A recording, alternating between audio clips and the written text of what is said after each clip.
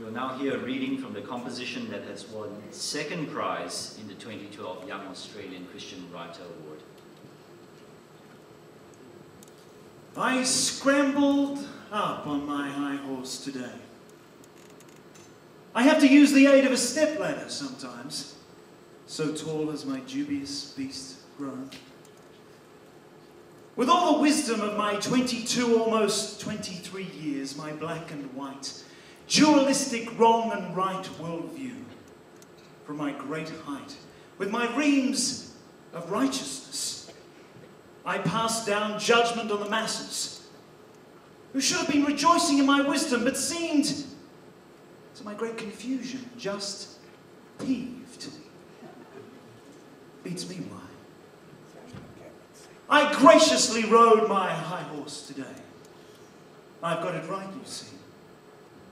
The secrets of the ages have been given to me to hand out in appropriate measures, leaning down over my high horse's mane as my fingertips drip wisdom on the heads of those lucky enough to know my name.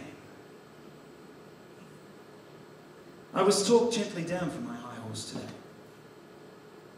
Thank God for mothers who have the grace to ease their children from the saddle of vanity without aggravating their insecurity through public confrontation.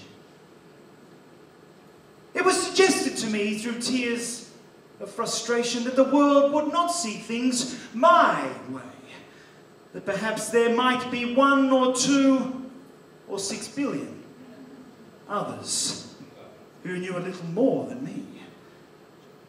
The stepladder was replaced, and I edged my way back down to reality. I was clotheslined from the back of my high horse today.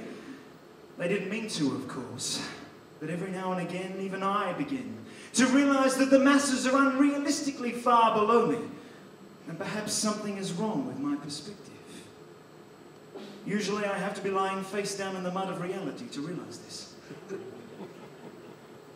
And then there is the temptation to feel terribly guilty when I realize the extent of my pride and vanity. But His grace is sufficient for me.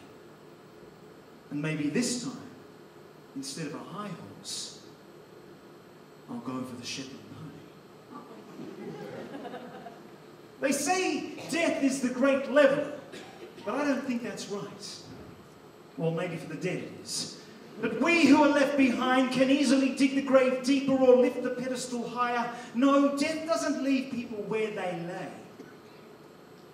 But grace, now grace is the great leveler.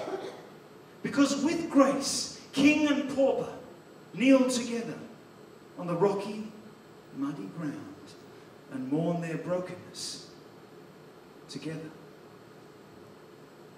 And a king offers what I can't earn for free for me and 7 billion others.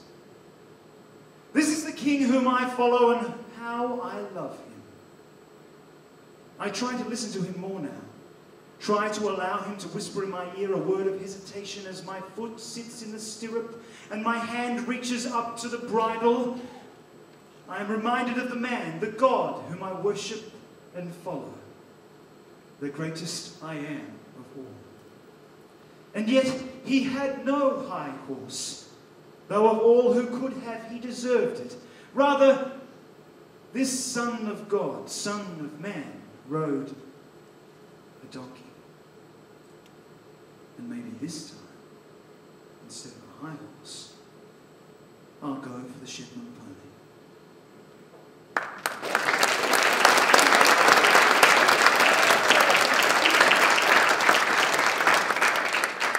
Second prize in the Young Australian Christian Writer Award has been won by Miriam Dale for her manuscript, Sugar and Salt, Honesty in Faith. Miriam, would you please join us?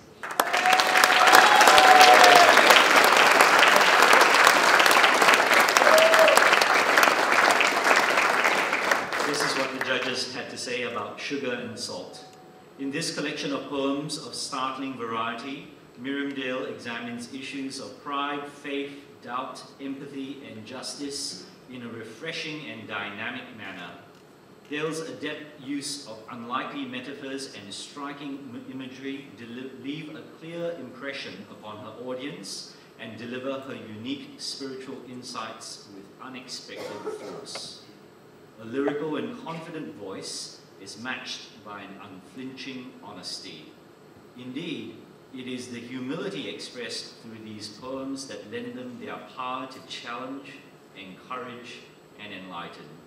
Whether heard performed or read in silence, Cale's poetry will surprise you with its originality and depth. Ladies and gentlemen, Miriam Cale.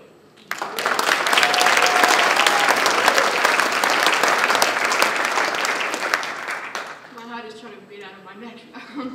Thank you for the opportunity to be here. It's a real blessing, and for my friends and family here to support me today, I really appreciate it.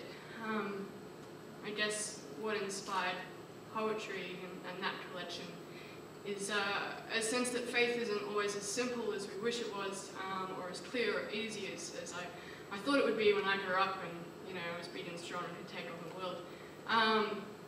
So maybe if we share our weaknesses with each other a little bit more, it will be a greater united journey towards an understanding of what faith and Jesus is about. So that's kind of what drove it. Also, thank you for the reading. I wish I could take him with me, because that was great. So I'll just take him everywhere and be like, this is my poem and this is my reader. So thank you for this opportunity.